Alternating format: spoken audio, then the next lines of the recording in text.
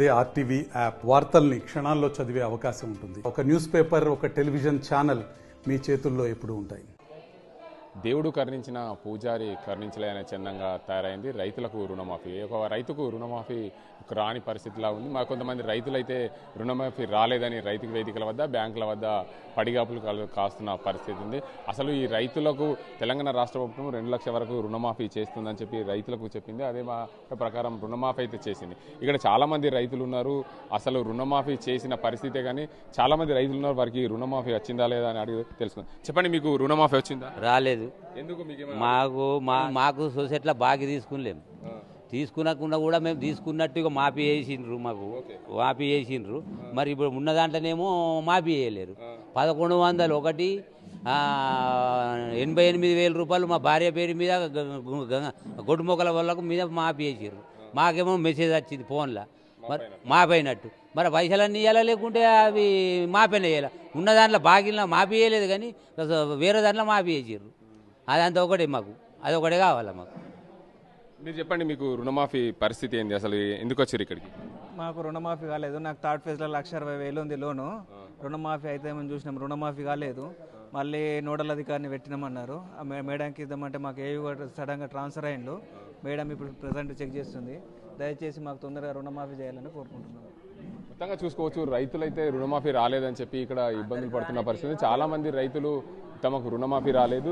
ఇప్పటికే కొంతమందికి అయితే, ఒక రైతుకైతే ఏకంగా ప్రభుత్వ ఉద్యోగం ఉంది అని చెప్పి డిగ్రీ పీజీ చేసిన స్టూడెంట్, అతను వ్యవసాయం చేసుకున్నాడు గత కొన్ని సంవత్సరాలుగా. అయితే నాకు రుణమాఫీ రాలేదు. అందులో రుణమాఫీ రాని కాలంలో అయితే ఏదైతే మీ ఇంట్లో ప్రభుత్వ ఉద్యోగం ఉంది అని చెప్తున్నాం. మనతో మాట్లాడేందుకు అయితే ఆ రైతు ఏదైతే రుణమాఫీ రాని రైతు ఉన్నాడో అతను సుమన్ అని అడుగుదాం. చెప్పండి సుమన్, ముఖ్యంగా నీకు ఎందుకు రుణమాఫీ రాలేదు? నువ్వు ఎన్ని సంవత్సరాల నుండి వ్యవసాయం చేస్తున్నావు? ఎంత లోన్ తీసుకున్నావు?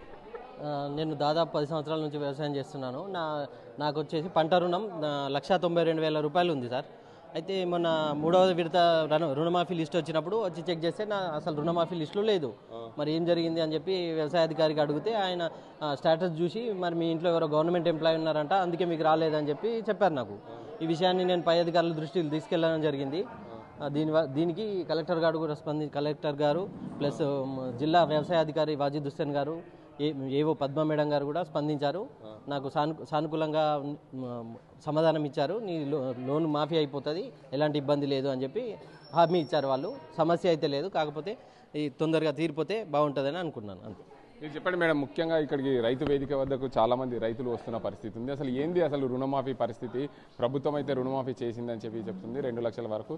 అసలు ఏమైతుంది ఇక్కడ? ఎందుకు మళ్ళీ అప్లికేషన్లు తీసుకుంటున్నారు? అంటే రుణమాఫీ అవుతున్నాయండి. రుణమాఫీ అయితే అవుతుందండి, అవ్వట్లేదండి కాదు. అంటే క్లియర్గా ఉన్నాయి, అంటే ఏమీ కరెక్షన్స్ లేకుండా ఉన్నాయి, రుణమాఫీ అవుతున్నాయి. 3 ఫేజుల నుంచి పడుతున్నాయి అమౌంట్.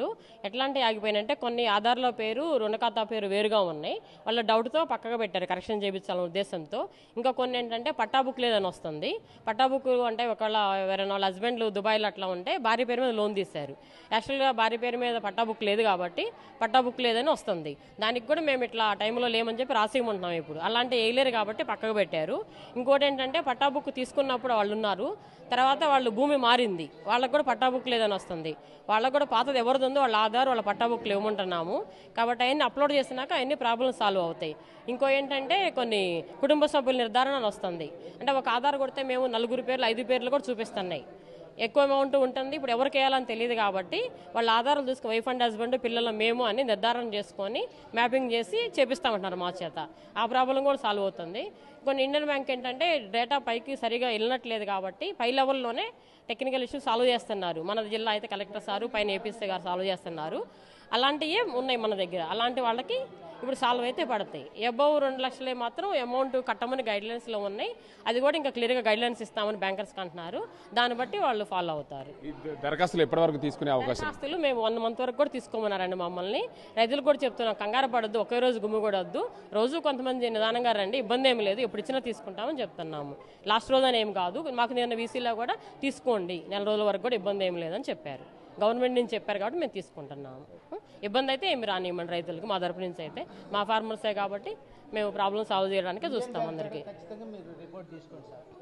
అదే బ్యాంకు కూడా చెప్పాను. మొత్తంగా చూసుకోవచ్చు ఇక్కడ రైతులైతే పూర్తి స్థాయిలో మాకు రుణమాఫీ రాలేదు. ప్రభుత్వము 2 లక్షల వరకు రుణమాఫీ చేసింది. కానీ పూర్తి స్థాయిలో కొన్ని టెక్నికల్ ఇష్యూలో ఒకరికి ఆధార్లో తప్పు ఉండడం, మరికొందరికి బ్యాంకు ఆధారు సేమ్ సింక్ కాకపోవడంతో రుణమాఫీ కావడంలో వీటన్నింటినీ కూడా సరిచేసేందుకు అప్లికేషన్లు తీసుకుంటున్నాము. మరోవైపు నెల రోజుల వరకు కూడా ఇలాంటి సమస్యలు ఉన్న వాటన్నింటి కూడా దరఖాస్తులు తీసుకుంటాం. వాటన్నింటి కూడా ప్రభుత్వం క్లియర్ చేసేందుకు సిద్ధంగా ఉందని వ్యవసాయ అధికారులు చెప్తున్నారు. రైతులు మాత్రం మాకు ప్రభుత్వం అయితే రుణమాఫీ చేసింది కానీ పూర్తి స్థాయిలో రుణమాఫీ కాలేదని ఆందోళన చెందుతున్న పరిస్థితి నెలకొంది. ఇది ఇక్కడ పరిస్థితి. కెమెరా ఆజిమ్తో గంగారెడ్డి, RTV నిజామాబాద్. మరిన్ని వీడియోస్ కోసం ఛానల్ ని సబ్స్క్రైబ్ చేయండి. లేటెస్ట్ అప్డేట్స్ కోసం వాట్సాప్ ఛానల్ ని ఫాలో చేయండి. అండ్ లింక్ డిస్క్రిప్షన్ లో ఉంది.